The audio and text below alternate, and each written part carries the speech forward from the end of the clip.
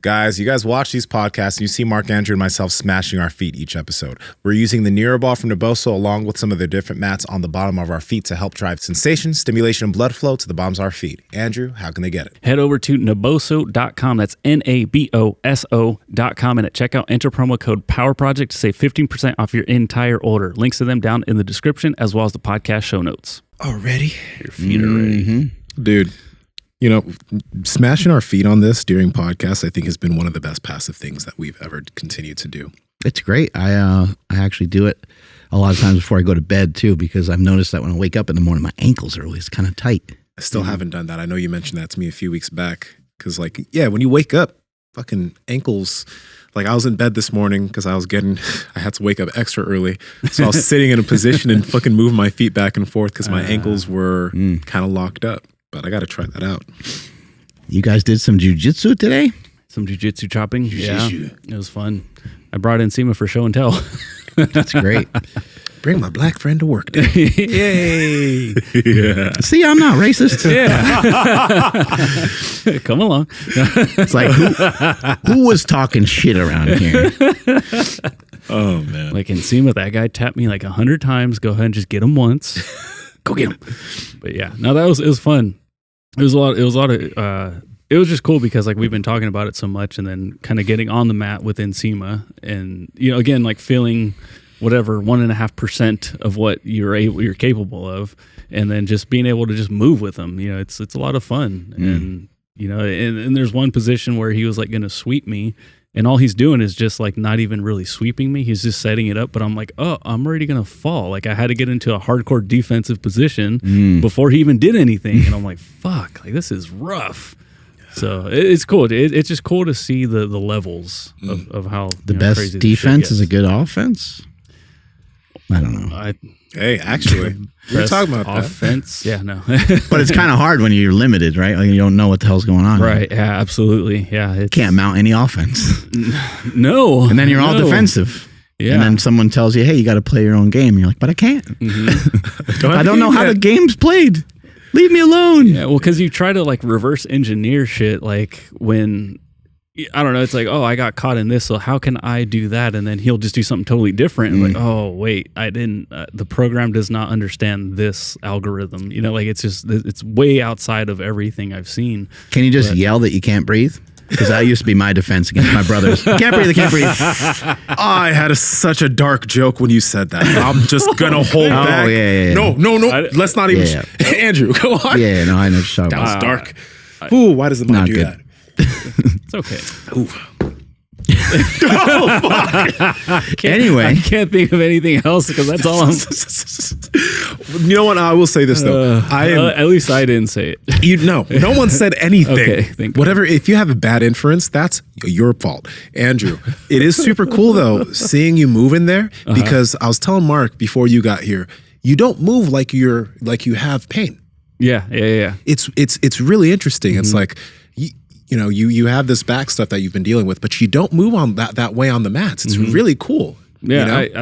I mean, I have to hit like the pre rolls like stretches and stuff. Yeah. And there's been a couple times where like somebody's like hovering over me as I'm like moving into the next thing. Like, you ready to go? I'm like, I have to do, like, I got like one more thing I need to do, and then everyone's always cool about it.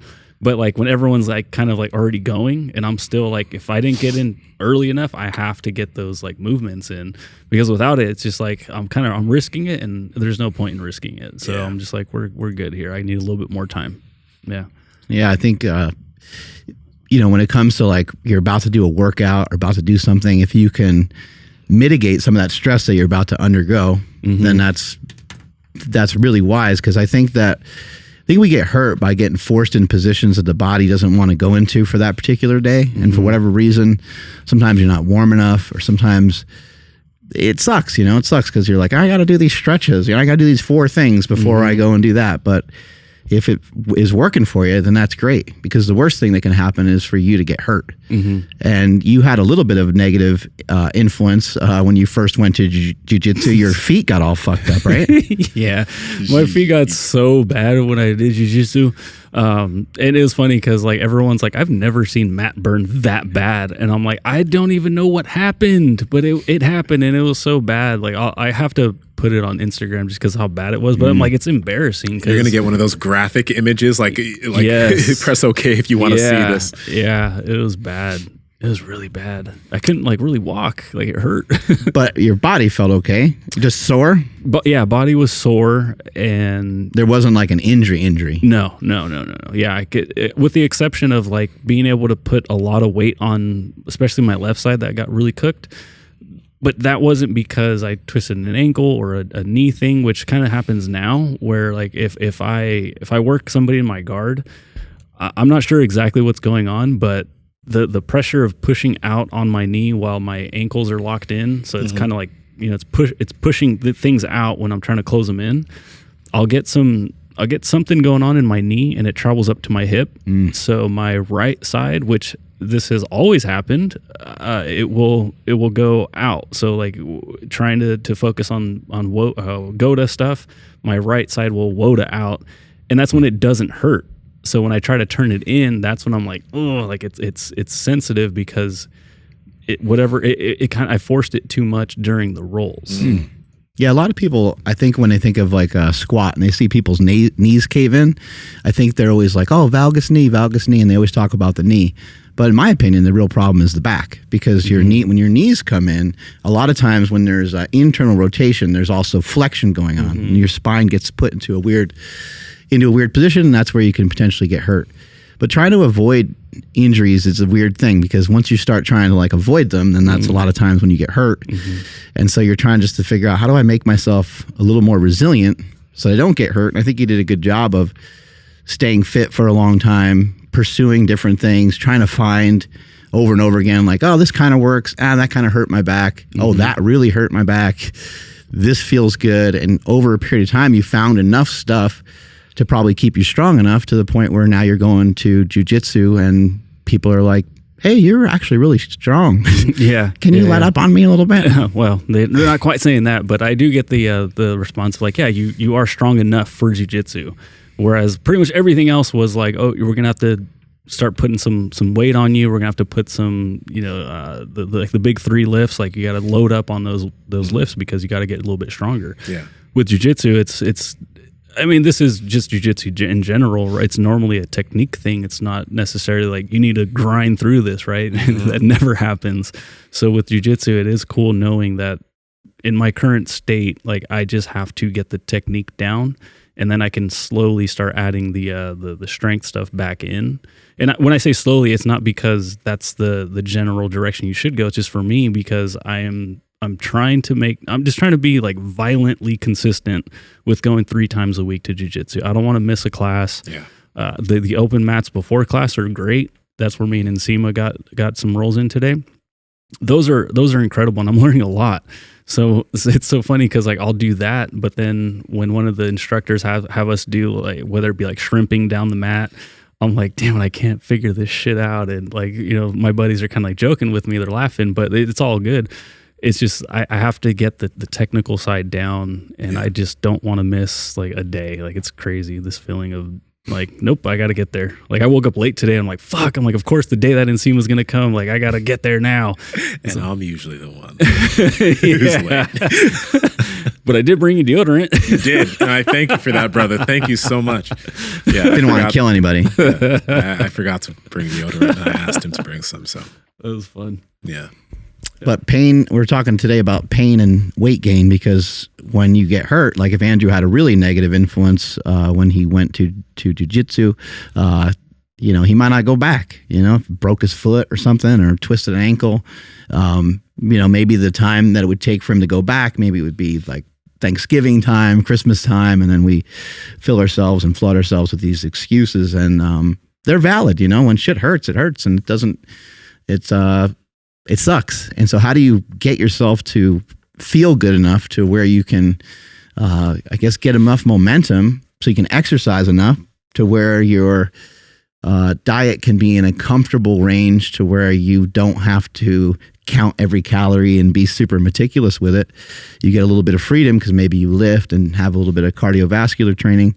and you get to have a diet that's a little more comfortable. But if you can't move, you're kind of screwed.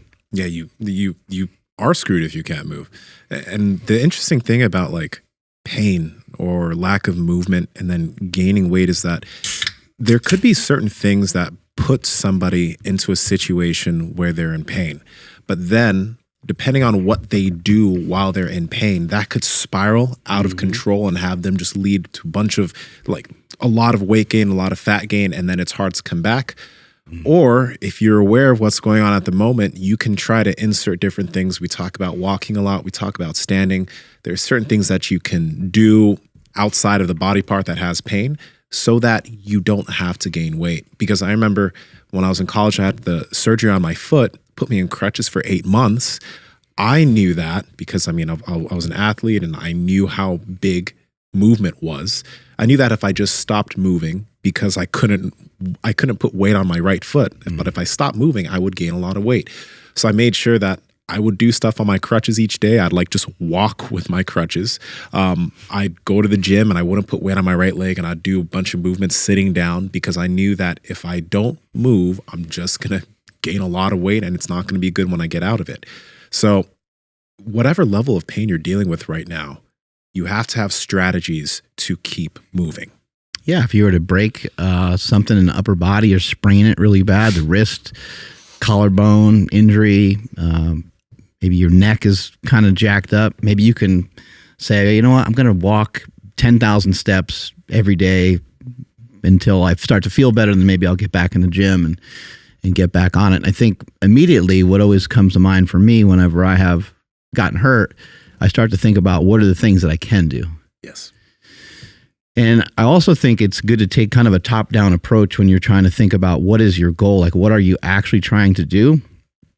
And then it makes it easier to do things to help mitigate stress. So if you're trying to get into something as physical as jiu-jitsu, it would probably be really wise to try to find some cold, hot therapy to be able to utilize that in your day-to-day, because anybody that's ever tried it knows how good it feels. It feels incredible. Yeah. Sometimes almost like feels like it washes away the workout that you did to a certain degree. It doesn't, cancel it out completely, but you feel like a new person after you do that. So if you can try to figure out like what is the goal, what are you trying to do? If you're trying to get proficient at something, you're probably trying to do it multiple times a week. And it's going to take a lot of effort. It's probably going to take a lot of trial and error. And probably going to be really sore. If you're trying to be a bodybuilder, again, cold and hot therapy of some sort in the shower, just forcing yourself to do it. But it's less forced when you think about the overall arching thing. You weigh 180 and you want to weigh 230 and you want to be a bodybuilder. You can say, I don't really love making the shower that cold in the morning. I don't like getting into a tub that's cold. But I did say that I want to be a bodybuilder. I know that I want to weigh 230 pounds. I know that I have these goals. And so therefore, there's going to be a trickle-down effect. That would also mean you have to lift heavy. Maybe not, maybe you don't have to be a power lifter, but you're going to have to overload the body in some way. And you're going to have a whole list of other things that would go along with that. And so then you can say, well, maybe I do need to take the time to put on those elbow sleeves and put on a belt because I am trying to get bigger. I am trying to handle more weight. Maybe these things would be a good idea. For me, with my goals with running right now, I just decided the other day that I'm just going to wear my Nikes a little bit more, which I kind of hate wearing for many different reasons. But I'm like, I really need to, I busted my toe the other day. I stubbed my toe in the gym and I think I fucking broke my pinky toe. Oh, it's like shit. black. Like, I don't know. Really? I don't know what the fuck happened to it. But anyway, I'm like, you know what? I'm just gonna, I need to protect my feet because, anything that goes haywire with your feet and you're trying to run every day as I'm doing, then you're completely screwed. So do what you got to do to mitigate. If you're a boxer, like you don't want to wrap your hands. Like no one wants to do that. It sucks. It takes forever too to wrap your hands every time you hit the bag. Mm-hmm. You're not going to be a very good boxer if you don't wrap your hands. You're going to break your hand a lot and fuck up your wrist. You're not going to even be able to get into a fight 16 weeks from now or 12 weeks from now. You're going to make it through camp. So you can kind of align stuff with what's the overarching thing that I'm after, that I'm chasing. Yeah, there's a bunch of things there because I do want to talk about your toe because holy shit. But as far as like the hot and cold therapy stuff, The goal for me, like I would go, I have gone like a Thursday night no gi session. Okay. And then I'll go Friday morning open mat and regular gi session. It's like 8:00 at night. I don't want to get into that cold plunge, and it's cold outside, and I'm like, you come in and like there's steam coming off your body from rolling, and then like that cold air hits you as you're wearing, like the like compression clothes. So like the air hits you hard and it's fucking cold and I'm already shivering and I'm like, I really like, maybe I shouldn't get into the cold plunge tonight. But then I'll feel my knee kind of bugging a little bit. I'll feel my hip. Like I want to get in here because I want to go tomorrow morning and feel good. Mm-hmm. So then I get in there, right? Because there's enough motivation there for me, because my thing is it's not even necessarily that I want to feel better right now. It's like I want to feel good enough to go again tomorrow morning. So like that's a huge, motivational thing there for me. And then also I wanted to bring up like experimenting. Something I didn't do for a majority of my back pain experience was I didn't try things enough because they hurt. So I came from the school of like Stuart McGill, which is like, hey, just stay out of pain. Put your elbows on the counter when you're brushing your teeth. Get out of pain. Don't go back into pain. When you're going to bend over, brace like you're going to squat and avoid the pain. And now it's like, okay, that it might hurt a little bit to round over, but brushing up against that little bit of pain, like, is it even pain? Is it pain? Or are you a little bit uncomfortable? Mm-hmm. Okay, I'm actually just a little bit uncomfortable. Let me see what else I can do here. Yeah, maybe if you arch your lower back a little bit, like let's just say that your back is normally arched a little bit. Mm-hmm. Stick that booty out? Yeah, your butt's sticking way out. And let's just say that you just force the hips underneath you, you tuck your pelvis underneath you a little bit. If that kind of hurts, a lot of people will avoid it. Mm-hmm. But over time, what might happen? Like the back might just get super stiff and it might stay that way all the time. You might be like, yeah, but I feel fine. Mm-hmm. But then it's like, well, what if you had to catch a ball, or what if you had to try to take someone down, or what if you had to do a sport? As soon as that spine starts to move around, you may end up with an injury because you're pushing your back into a spot that it shouldn't be. And what do you have going on over there? Dude, it's just, as you guys are talking about this, I just remember, in Stu's book where he says, if you need to sneeze, sneeze upwards shoot so it up. that it doesn't shoot back. And for me, when I would sneeze, that would go immediately to my back, right? To my lower back. So I'd always sneeze upwards. So it's like, whenever I needed to sneeze, it was like a red flag. I'm like, oh, fuck. You ever shit yourself?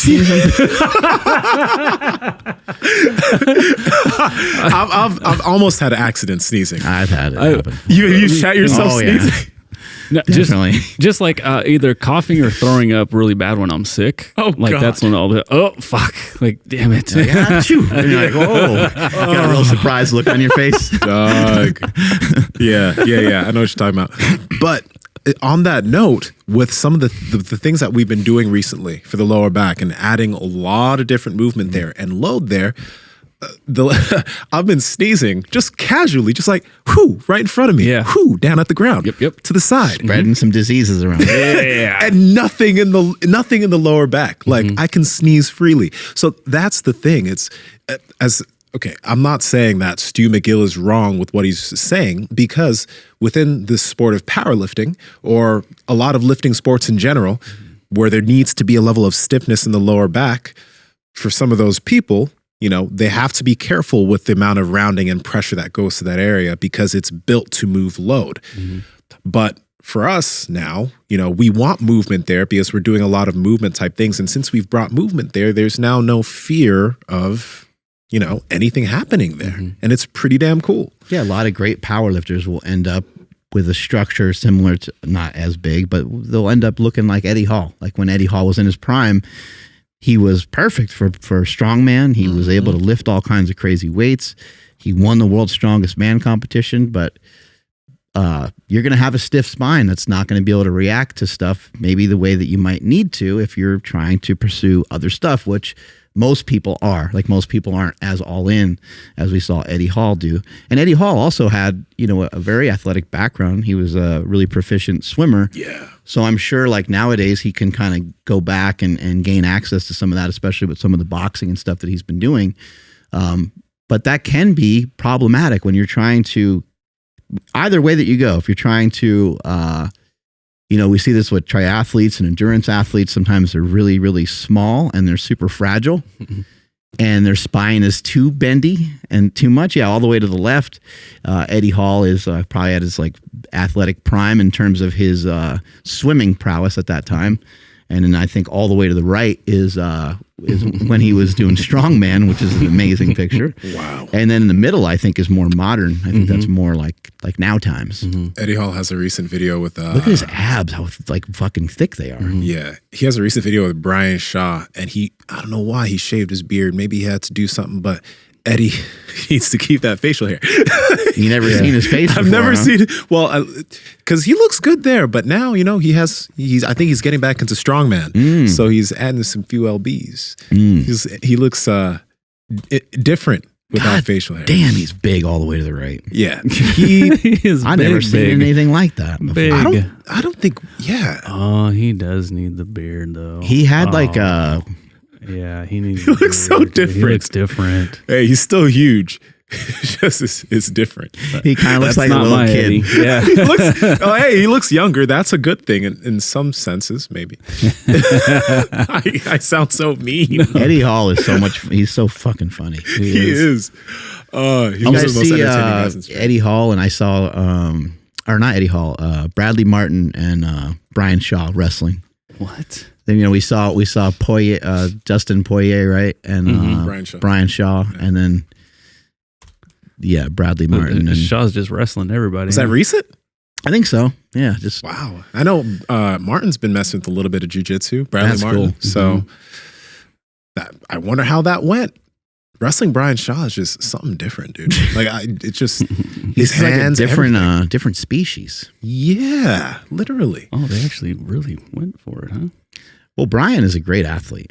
He was a basketball player and stuff too. So. Okay. This is old. I remember this. Was he like taking his shirt off though? I think he was taking his shirt off and he just started fucking with him. Okay. Yeah. Is this older? This is an older This video? is older. Yeah. This is older. But the thing about one of the things about like I guess what we do here is if you let's say that you have a back issue that's taking you out of doing certain things in the gym. Maybe you can't run. There are certain things that you can add to your lifestyle that will maybe add to your fidgeting, right? Which burns extra calories without you doing anything. And again, I'm going to mention these Naboso pads because like with this ball at our feet, what I have noticed within the past few months is that as we're standing here, usually I'm just standing here, which is good. It's better to stand than it is to sit down for long periods of time. But now what's going on is I freaking have this black ball in my toes, this Neuro ball that's inside of this bigger Naboso ball that I'm smashing my feet on top of. And my feet are constantly doing things. I'm not thinking about my feet doing stuff. They're just moving more. And as we know, there's this thing called NEAT or non-exercise activity thermogenesis. It's the things that you do, fidgeting, moving, and that adds to your extra expenditure. And if you can add little things like this to your day, these little habits, they compound over time and they'll help you over time be healthier, burn more calories. We have an interesting episode coming up with the Bart K about calories. Calories. I think the other thing is it's nice when it has a benefit. It's nice when what you're doing has a benefit. So, walking does have a great benefit on the body, the mind. Like I really love it. People don't seem to always love it. They don't always seem to enjoy it maybe as much as some other people. So it's understandable. But to kind of start to turn yourself into a little bit of a fidgety person is really interesting because I'm really calm. I'm docile. Like if I was an animal, I'd be a cow. I'd be like a dairy cow. Or a panda? Yeah, or a panda. Just eating all day, just still. I'd just let the lions and everybody else fight and I'd watch and I'd sit back and chew on my fucking bamboo or whatever. I'll just be kind of hanging out, but I've always been an active person. I've always enjoyed sports and stuff, but I usually went and played my sport and did that, with some vigor. And then later on, you're just tired, so you just fucking crash. But nowadays I find myself wanting to move around a lot more, and it's to the point where it's hard for me to watch TV. It's hard for me to like watch a movie. It's just like, I'm just like, man, this is not, this doesn't feel like it's moving me forward. Obviously, if the thing is good enough that I'm watching, I'm interested enough in it, then I can sit and chill and watch it and just be like, well, this is entertainment, and everyone needs fucking entertainment. Otherwise you turn into a crazy person. But when you're doing some of this like myofascial release and you start to mess around with different movements, you know, we've had the guests, we've had the GOTA guys here, we've had David Weck here, and some of the practicing of some of the twisting. I've been doing functional pattern stuff. We've been doing myofascial release. Chris Kadowski gave us a really good introduction to a lot of that, even though we all knew it already. We weren't really doing it that much, and he introduced us to it. That burns calories. You sit there and you fidget around, rubbing your forearm on a ball, or you're rubbing your back on something. Not only are you burning calories, not only are you active, but you're also releasing tension from a particular area. So this will help you with stress mitigation in your day-to-day. It will also help you with your athletic performance, whatever the thing is that you're going after. And movements like this, Andrew's just bringing up a clip of me messing around with some stuff that I was doing with John Mills, just some internal and external rotation of the hip. A lot of these exercises can be done while you're sitting there watching TV. Like, I'm trying to do this with like a little more concentration and focus, but I find myself just continually moving around. I'm on the floor, practicing some of the stuff that the GOTA guys taught us. I'm rolling out on the foam roller. So I'm just moving all the time. There's calories being burned there without any real effort. And one thing about all of this too is it's cool how you mentioned how now you're moving a bit more, and even you tend to be, you fidget a little bit more, because some people think that when it comes to things like fidgety, because generally I don't think I've always been a fidgety type person, but by adding things into the environment, right? So by adding this to my feet, it has caused me to fidget more with my feet, because I'm like constantly rubbing my feet against this, and this pad has little things where it's sensory. Yeah. So your feet are working on these little prickly things. So your feet are moving more passively. You have that pen in your hand. Getting feedback. Yeah, you're getting feedback. You have that pen in your hand, or even that little kettlebell that this weighted thing we got. These things passively help with movement. So when you're not doing anything, if you are sitting on the couch, you could be, and it might not add up to much initially. Like that day when you're sitting holding that, or this little kettlebell thing that Bill Maeda gave us. If that I sit here and deep throat this for an hour, this could be like 400 or 500 calories easily. Right? Man, if you deep throat it for an hour, I get to, especially how vigorous you go. How am I doing, guys? You're supposed to do the twisty, slop, twist. Okay. You're supposed to do. I got to work on it. Yeah. But adding little things into your environment will help with movement, and then over time that'll help you burn more calories. But the thing is, you also have to be aware, especially if you have pain or if you're injured. Or this is, let's talk about the injury thing first, because chronic pain is somewhat different than injury. If you have an injury, you got to be aware of the things that the injury is limiting you from doing. So if you had a knee injury or something and it's stopping you from standing up or moving or whatever, you need to try to figure out ways where you can still get some movement in. But now you also need to be aware of the amount of food you're eating while you're injured. Because if you keep eating the same amount of food, and we don't track, right? We don't track our calories. But if we got injured and we just ended up eating the same way and we were moving less, like anybody else, we would gain weight. So you have to be aware of, if you're not moving as much, try to still eat satiating foods, eat to being full, but maybe limit, some of the things that you eat so that you don't end up gaining too much over time. Because most people don't necessarily think about that. They'll just keep doing the same thing, and then slowly the scale will go up, and then a few weeks later they gain 15 pounds. How'd this happen? You might have to try to find something that you're not really that interested in too. It might be maybe you separated your shoulder. And maybe you got to just go to the gym and fuck around on the recumbent bike. You know, like maybe it's just a little bit of time where you got to kind of mess around and do some stuff that you don't really love, but you don't want to make the changes to your diet. So you're like, I still need to burn the calories. So let me just figure this out. And, you know, we've seen people in here before in slings and all kinds of stuff using the safety squat bar and going through full workouts. So pushing a sled. There's always options. You don't have to do stuff that you hate, but I just brought that up because sometimes it is easy just to say, you know what, I'm just going to devote 20 minutes. I'm going to go on the recumbent bike, move my fucking legs around, get a little bit of a pump, and I still get to eat some of the foods that I normally like. Let me also say this, though. I knew you were about to say something, Andrew, but I didn't always like to walk. There was an ex-girlfriend of mine who, way before, she loved walking. And she like, you want to go out and walk? I'm like, lose my gains? What? The fuck? What the fuck? Like, why am I going to go on a walk? Trying to get big. Yeah, right? I thought walking was a waste of time. Now I really, really enjoy walking. Right. So even though you don't currently enjoy something, let's say walking is that thing for you, don't let that be something that limits you from potentially being a person in the future that likes to walk. Because as we've seen, people that like to walk, like to move, a majority of those people tend to be in better shape than the people that choose not to move. So if you're someone right now who you are sedentary, not judging you for it, by the way, but you are sedentary, understand that there are certain habit changes you can make so that you can enjoy the act of walking. Maybe you'll take an audiobook with you and you'll listen to your audiobook.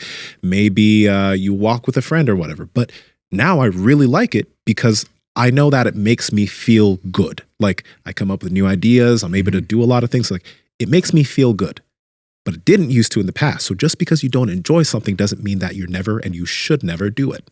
Power Project family, we talked to you about mouth tape before, and it's time to get better quality sleep, stop snoring, and wake up better rested. Andrew, how can they get their hands on some hostage tape? You guys got to head over to hostagetape.com/powerproject. You'll receive free shipping plus a free, incredible, awesome bedside tin. Again, hostagetape.com/powerproject. Links to them down in the description as well as podcast Daddy. show notes. Oh, Whoa, God. yes, Daddy. Whoa. Look at this. Magic. I thought something was wrong with the audio, but you just have mouth tape on. It's called being a ventriloquist. There you go. So, addressing an injury or a problem and quote unquote rehabbing sometimes can just be kind of like a pain in the ass because you got to go super slow. And it's like, am I even making progress? And also, I just want to go lift or whatever it may be. So, like, let's say it's a shoulder thing. All right, they said I got to go do the recumbent bike, so I'm going to go do that. And then like, oh, I'm going to try to push the sled one-handed or I'm going to drag the sled one-handed. Whatever they're going to do, they're doing what they can do. But when it comes to addressing and trying to like relieve some of the injury, reverse some of the injury, like how should somebody approach that? Like as far as like like week one or whatever, you know what I mean? Like they're going to do what they can, but they also need to address the actual injury. Yeah, it's not motivating, right? It's like kind of stale. There's there's a lot of things to explore. It depends on like what you hurt and how you did it. I mean, sometimes for myself, the progression or regression, however you want to say it, of going from powerlifting to bodybuilding to running was all not necessarily like pain related, but like time oriented, maybe pain, like just pain in the ass of trying to maintain like that level of strength and all the other things that came along with it.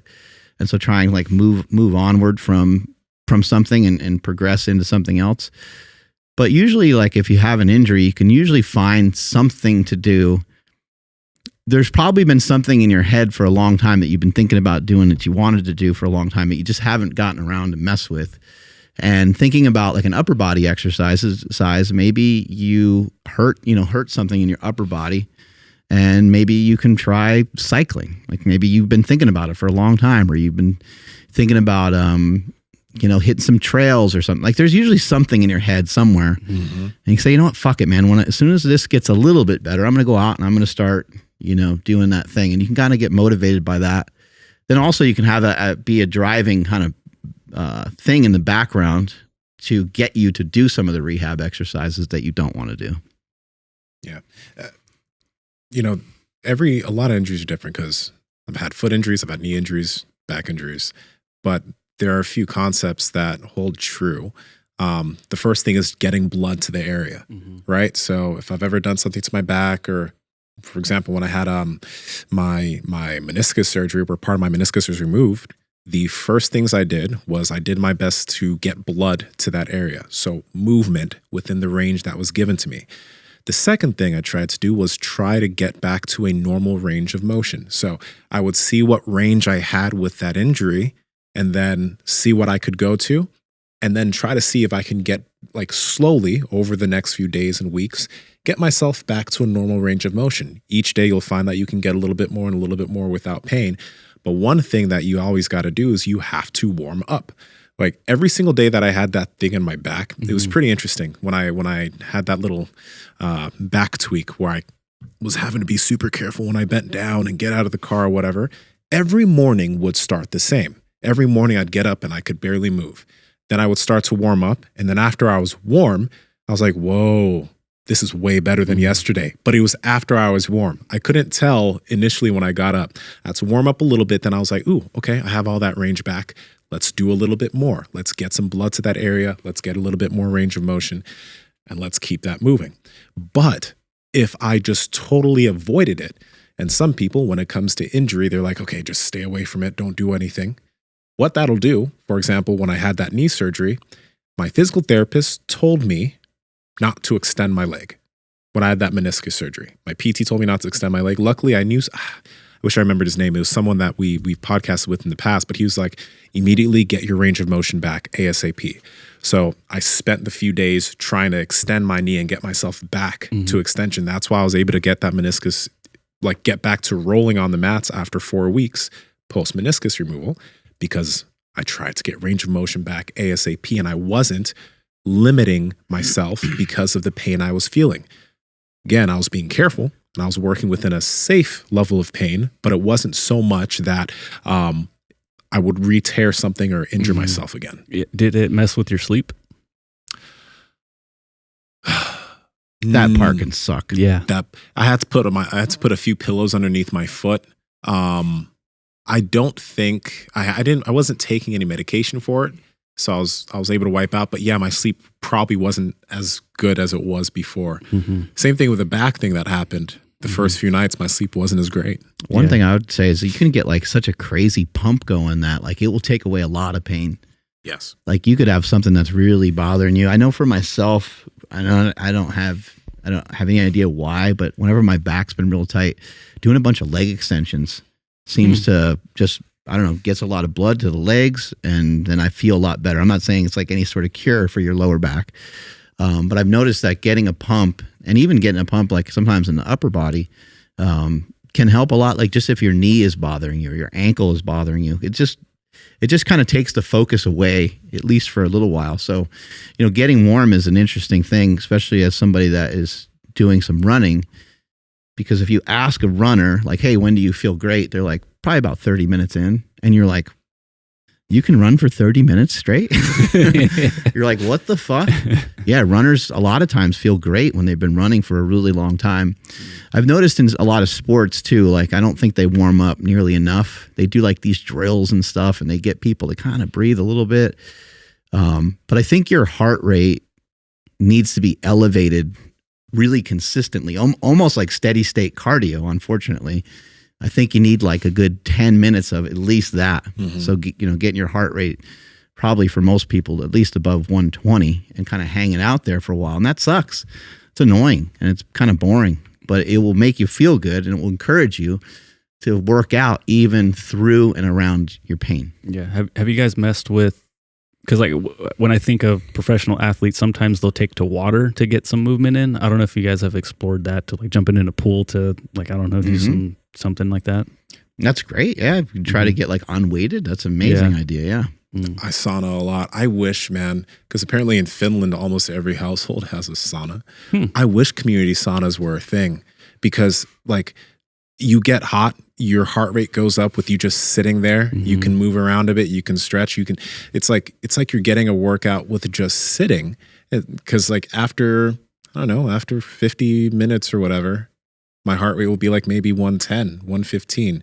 And it'll be there for a while in the sauna. Like, it'll maybe this thing's a little bit off, but like after a few minutes, it's pretty wild. You know? People will use it after a run, and it will keep them elevated into zone 2 cardio after they run. it's like you're doing, Crazy. It's like you're doing a light form of cardio with just sitting there. But I think the biggest benefit is everything loosens up. Yeah. Like you're able to get movement. You're able to move in there and stretch a little bit. It's so useful. That's People why could also use a shower, but I agree. That's Yes. superior. The sauna is superior, but you were mentioning how walking like makes you feel good. I mention it all the time. A shower feels really great, Yeah, and I don't know what it has to do with exactly. I would point to the warmth being a big thing. I've heard other people speculate that it's also a form of grounding. I don't know. Oh yeah. But that that makes some sense. There's some there's a little energy in the water, and I don't know, but it fucking makes you feel good. I know that much. Yeah. How long are you in the sauna for? Yeah, I usually try to be in there a minimum like 30, 35 minutes. But this is the thing. It's saunas. Initially, when I first started using saunas years ago, 15 minutes was where I was chilling because like I felt madly uncomfortable after 15 minutes. And then over time of doing it more, now I can be in there for like an hour. But I usually just leave the sauna when it starts to feel super uncomfortable. And when it starts to feel super uncomfortable for me at this point in time is like 50 minutes. Not every day do I have time to get up to 50 minutes. So sometimes I'll just be in there for 30, 35, and then I'll dip because I got to go. But it's one thing where I'm just like, I'm never going to stop using the sauna. So these are things you could seek out like while you're injured. You know, if you are in pain, it's going to take an effort for you to go to a place that has a sauna. Like that itself is going to burn some calories. When you're in there, it's going to burn some calories. That's another thing with injury is like you got to try to find some sort of pattern that's recognizable to what you were doing before. So if you were active and you were getting sunlight and things like that, if you all of a sudden start to cut all that stuff out, you could head down just have a really bad downward spiral. I think all of us know people that have played sports and then they've gotten an injury, and like that's where their story ends. Like they're like, yeah, I played football and then I hurt my back, and then and it's like 15 years later and they never like picked up anything physical again. You're like, well, where's the rest of the story? You're like, well, that's the end of it. And I gained 60 pounds and here I am today. Yeah. And it'd be great for people to do stuff that will encourage them to get back into it, whether it be walking, sauna, just whatever the things are that can make you feel good enough to go and do the thing that you like to do. I'm laughing because one of the Niners O-line, McGlinchey, I think is his name. He keeps getting beat, but I was just reading one of the Twitter comments and someone was like, I was an undersized lineman in high school and I could do da-da-da. And I'm like, you're comparing a high school, anyway, sorry. It just made me laugh. But the real question I have for you guys, and this one's it could take a minute. My biggest hurdle when it came to pain was if I go do that, that's going to hurt. Even without even trying it, I got to pick up my phone. Holy shit, this is going to hurt. Because what would happen? I would go reach for it. This is a whole different podcast. I know. I'm sorry. That's why I said I'm like, fuck. Because this is with everything. Like why don't you should go to the doctor, get that checked out, and you're like, nah, like you don't want to. They're gonna give me bad news. Yeah, he's not gonna understand. Like he's not gonna get it.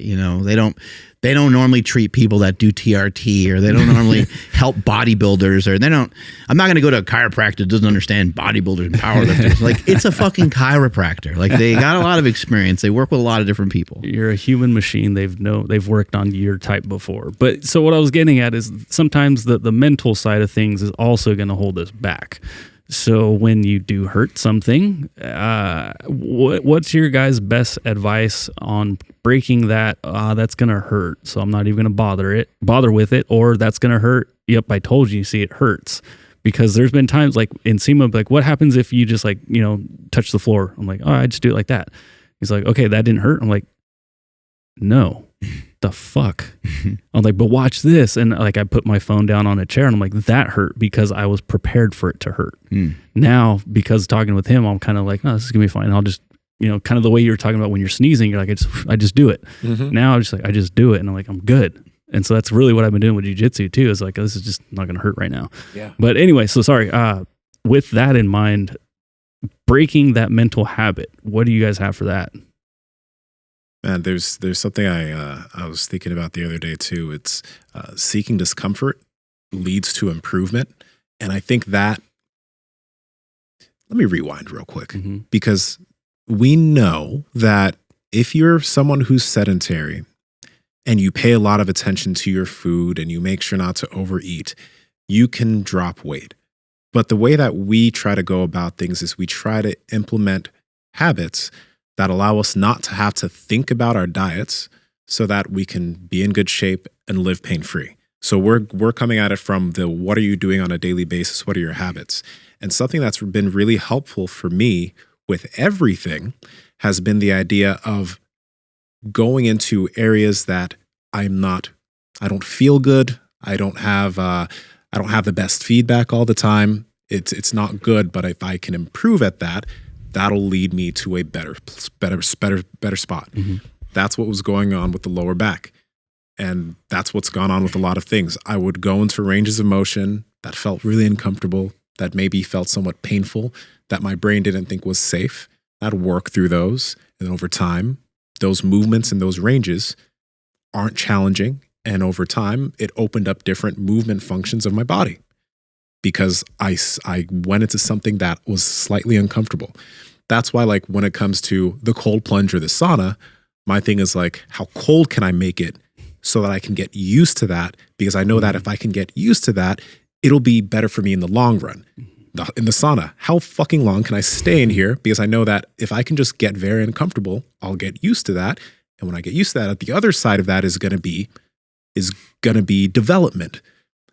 But when you're doing something and you're always apprehensive of it being uncomfortable or not being good at it or it being difficult, it's not easy to progress because you're always staying away from anything that is uncomfortable.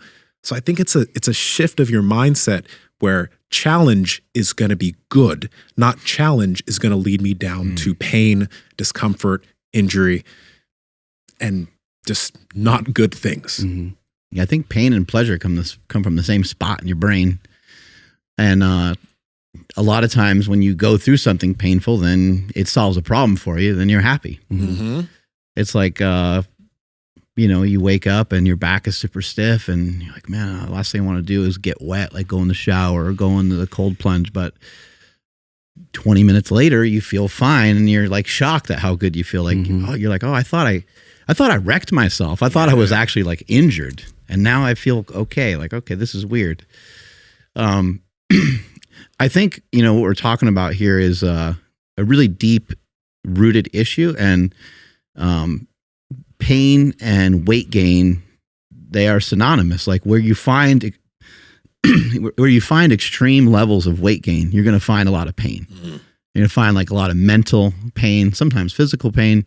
But more often than not, when someone's like 100 pounds overweight, 200 pounds overweight, there's some sort of trauma that something happened somewhere along the lines that was either interpreted as a negative influence on them, interpreted as a negative trauma, or it doesn't matter how like legit it is or how like legit you judge it not to be. It doesn't matter in either direction. Like the worst thing that happened to somebody is the worst thing that ever happened to them. And they just feel crummy. They feel shitty about it. And they can't figure out a way to, get moving forward.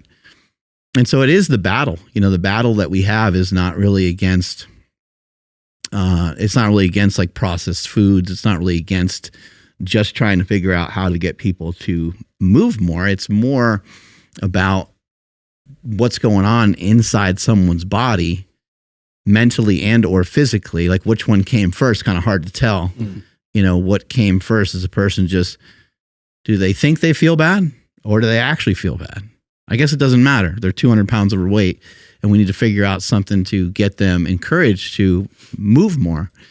And so I think what I would recommend and suggest is I think everyone has like some sort of fitness person around them somewhere, some sort of person in the family that's educated on nutrition, some friend that there's somebody somewhere that does yoga. There's somebody somewhere that does something in the family where I think everyone can kind of point to, or it's a friend and you can say, you know what, I'm going to finally talk to them and just, I'm just going to let my guard down. And like, I don't think they're going to point and yell and make fun of me. I think they'll actually be pumped that I, went to them for some help. And so that would be, the best thing that you could ever have, I think, is encouragement.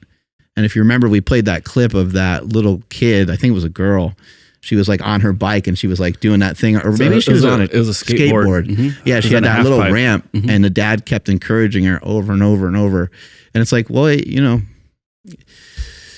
you can do it or you don't have to do it. But you're not going to get the joy of riding the skateboard by sitting inside. You know, you're not going to get the joy of riding the skateboard without getting hurt a couple times. You're going to fall probably. And, you know, learning to ride a bike, you know, you go through those processes in life with many different things. And in order to enjoy the bike, and in order to enjoy snowboarding, in order to enjoy even something like a motorcycle, it's like you're probably going to have some story where you got fucked up a couple times, and you know, hopefully it was not anything too crazy. But in order to get what you want, a lot of times you're going to have to go through things that are going to be uncomfortable, and sometimes they can be painful. Yeah. Pain and gain? Pain, no pain and gain. Pain, no gain. Pain and gain. Oh, I sent you a picture of my foot too.